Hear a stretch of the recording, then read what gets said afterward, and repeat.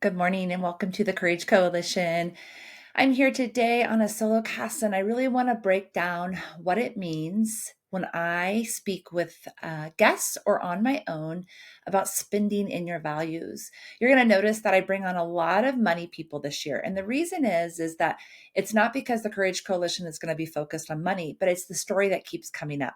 It's the story that stops people in their tracks. And I'm a money girl. This is what I do for a living. And so it's really important to bring that expertise, that genius, that gift that I was given to my audience. A lot of people I work with talk to me about, like, Corey, you are such a natural teacher. You do this in a way that it makes it so approachable and so easy to understand. You need to share it more. And that's not something that I have ever done. I have felt really, there's a lot of imposter syndrome when it comes to me and my work.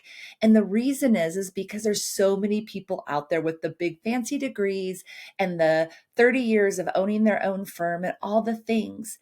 But there's a reason each of us do what we do. When you'll hear Dawn Dalby recently, and one of her quotes is earning in our strengths. This is one of my strengths. I've done money my whole life. It's made sense to me. Math was my favorite class. So why don't I share about it more? And so this is that vulnerability I'm sharing with you guys. Is imposter syndrome. You're not good enough. You're not smart enough. You don't do this the right way. But I'm realizing as I really begin to say goodbye to that inner voice that I do. And I'm hearing what other people say and I'm appreciating it and I'm receiving it. And that's really important. So we're going to stop there with the whole vulnerability, but really kind of dissect what I mean when I say spend in your values. This is something that I've done most of our lives.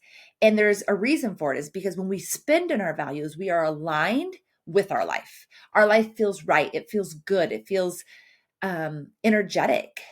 But I've also shared with you that I definitely lived in a scarcity mindset for many, many years. When I was young, we didn't have money. And so when Chad and I got married and we still didn't have money, but as we built, I realized that I need to save. I need to save to feel secure. And I'm not regretting any of those decisions. They've taught me something. They've also allowed me to live the life we live now. But it was definitely a scarcity mindset. And I hope that as I break apart my own personal values and how we spend in them, you're going to see that. But the first thing I have to bring up is that I believe there are these four freedoms: the freedom of time, the freedom of money, the freedom of relationships, and the freedom of purpose. Okay. And all of us, if we actually take a minute to stop, write those down, and journal on them, we realize that they're very important to us. But we also have to choose something different if we truly want to feel free in those. One of the reasons Chad and I made the big move to Montana and kind of uprooted everything is that freedom of time, that freedom of relationships, right? Freedom of money. Everyone's like, well, but you're making less. You're right. But we have a freedom of how we earn it. So do you see how there's always a way to change it, to understand it in the life that you're living? And I'm not saying skew it or pretend like it's not there, but ask yourself clearly, is the freedom of money the way you earn it? Or is the freedom of money having so much that you don't ever have to have questions? For each of us, it's going to be very different. And that's what I really want to break down today is that the clarity in your values, the clarity in your freedoms is the number one thing you have to do. If you don't truly know your core values or what it means to live in those four freedoms, you cannot spend money in that. And I'll go back to the same things. Spending money in our values actually aligns us in the life we're living. It creates joy. It creates desire to grow. It creates the freedoms, right? To live the life you desire. It also creates an intentional legacy. And you've heard me speak about it before, and I will continue to speak about it because it is definitely a part of my passion to share, is that our intentional legacy is very individual. It is about who you are and how you show up in this world. So I will drop a link to do your core values if you haven't done them recently. I've dropped it before. To me, it's just the easiest one online. You don't have to give away your email address. I know some people are leery of that. And it comes up with your top 5 core values. There are so many. So one of the things I would recommend is go on and find some different ones. Find something that just asks different questions. Because if you have a couple different results, 2, 3, 4, 5, you can kind of see the common denominator, and you know that like that is in your heart. It's not an algorithm. It's not somebody else's skewed opinion or word. It's like your heart. So the 5 that have come up for me over and over again is family, health and wellness, courage and adventure. And when I say and adventure, these are like kind of the same. They change the words. So health and wellness, some people say wellness, some people say health. So I've kind of written both down because they've popped up multiple times in the different times I've looked for my core values. So courage and adventure kind of come together, and then faith and spirituality come together, and then freedom. So those are my 5. And freedom is funny because everyone's like, well, you're a money girl. You want the freedoms, but you don't have money on there. And the reason is that it's popped up for me before. But when I had to kind of really narrow it down, what does my core values look like? Money comes under those 5. Okay, it comes under there. How I earn it, my freedom to earn it, my how I earn it, how I spend my time, all those things is that freedom. So freedom felt much more aligned with me. And that's why I mentioned those 4 freedoms right from the beginning. That is a part of how I do everything. So that is the key right there. Your core values are how you do everything. They're not just words, they're not just dreams, they're literally how you show up in the world. So you'll notice that my first one was family. There's absolutely nothing I do in life that isn't for my family. It's been that way my whole life, and it's changed, it's evolved, definitely, right? It's not the same way it used to be. I used to believe that doing everything for my family, tapping down my desires and passions or my dreams was what it meant to show up for family. I don't believe that anymore. And that's the beautiful thing about our core values, you guys, is they're going to evolve with you. And if you're not evolving, you're dying. Remember that. You're not growing, you're dying. And I don't want to die. I have big dreams to live to my 100th birthday. I have big dreams to be traveling at 100 years of age. Okay. So I don't want to die. I want to continue to grow. And I know part of those dreams means I have to continue to grow in order to get there. So family is first and foremost. Everything I say after this, you're going to see kind of reflects back to family, or another value will reflect back to another value. And that is how you know that you're aligned and you're living truly in what is most important to you. Not your mom, not your spouse, not your kids, none of that. This is about your dreams. And as you're doing the test, if you haven't done it in a long time, and even if you did it last year, do it again. You'd be amazed at how things hit you differently at different times in your life. So everything comes back to family for me. How I show up, so the representation I am to the world is for my family. It's for my family in a way that I want them to have a legacy of showing up, of seeing someone that is continually growing. It has to do with the time I have with them, the freedoms I have to do things like go on school things or drop everything for a day and help my husband or whatever it is. It's all about family. The second one, that health and wellness. And it didn't used to be first, which is funny because, as you know, I've struggled with my health for 25 years. But I didn't realize that it was so important to me. And the reason I realize is that it comes down to everything else. My health and my wellness literally affect every other value I have. If I'm not healthy, I can't show up for my family. If I'm not healthy, I am not going to live to be 100, a dream, a passion. If I'm not healthy, I cannot be adventurous. I cannot have courage to go and travel the world. And that literally lights me up. There is very little in this world besides my family and travel that light me up like that. I get a lot of questions about like, how do you continue to build your health and wellness? Why do you keep doing the things you're doing? Why is it so important to you to not have that pain or that ache? It all comes down to my health and my wellness feed every other core value. And so when I show up each morning, it's because I know that this version of Corey is going to do all the other things that fall into those core values. That if this version of Corey, if I'm not saying to myself each morning, your 80-year-old self is going to thank you, your 70-year-old self is going to thank you, your 100-year-old self is going to thank you, then it's not going to make sense to me. But that's what I say. That's what I remind myself, is that what are those dreams as you age? I'm going to be 50 in just a little over a month. Wow, it's about 6 weeks now. And I can think back and realize that I never had dreams about aging or any of that. I really kind of felt overwhelmed by my health and wellness.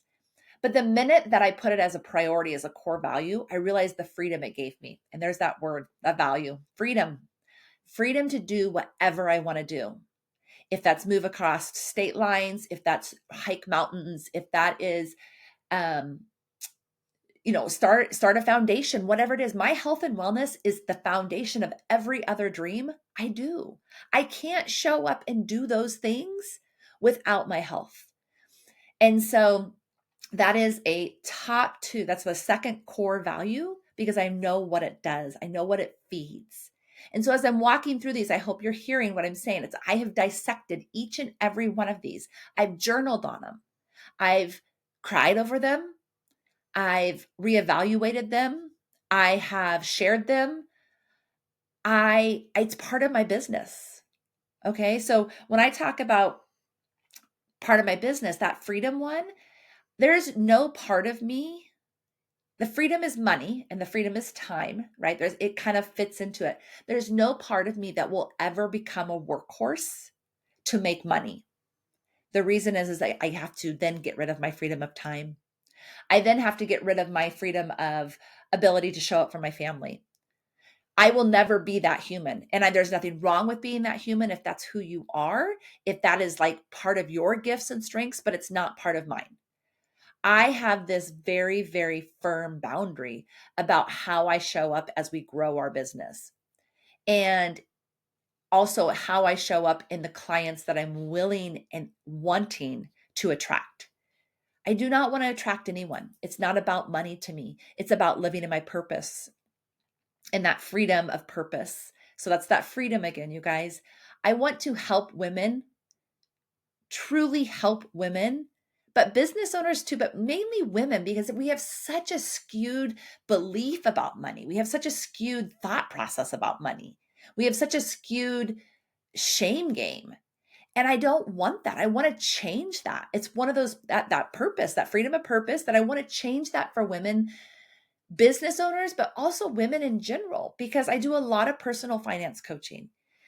So that money, or that freedom of money, looks very funny for me. And I had to play with that a little bit, because I had money come up several times. And the reason is that it gives me the freedom to be adventurous, right? It gives me the freedom to live in my purpose. But here's the thing for me. Being a workhorse is absolutely probably the most not disgusting, like that's not the word I want. Like it makes me cringe. It makes me want to cry. My heart rate speeds up. I don't want to work 40, 50, 60, 70, 80 hours a week, ever in my life. I don't want to do that.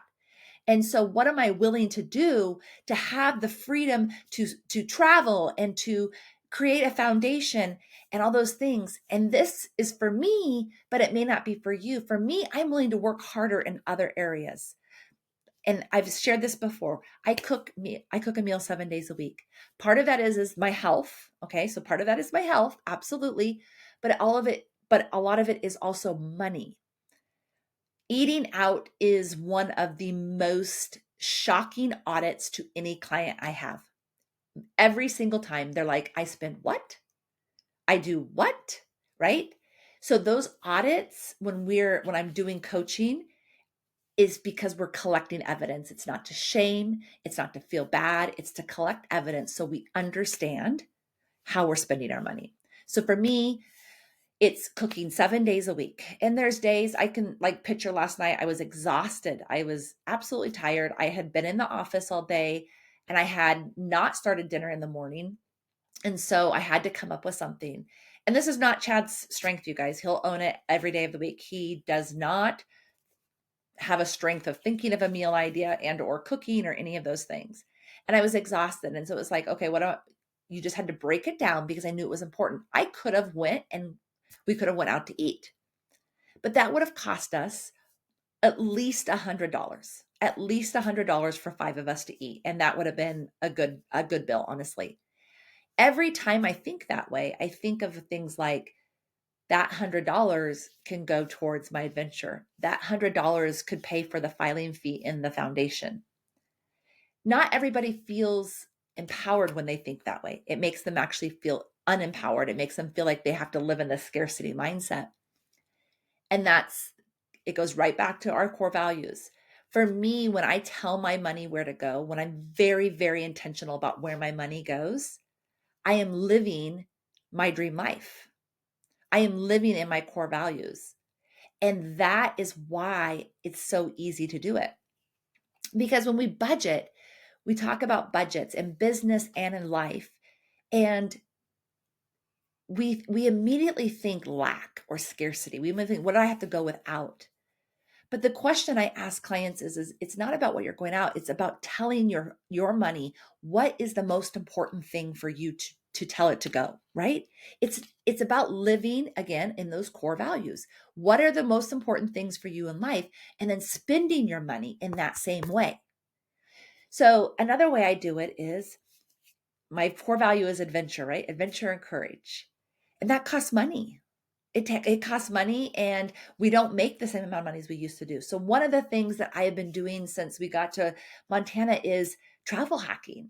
I never really, maybe I didn't know about it. I kind of knew about it in a very intermediate way prior to moving here, and I used it a lot to travel, but like taking it up a game, not being afraid of applying for credit cards and using the points to travel and all those things. There's so many tricks. Well, that's something I do. That is exciting to me. I love what do I want to say? Navigating the system to my benefit when it comes to credit cards and points and airlines and hotels and all of that stuff.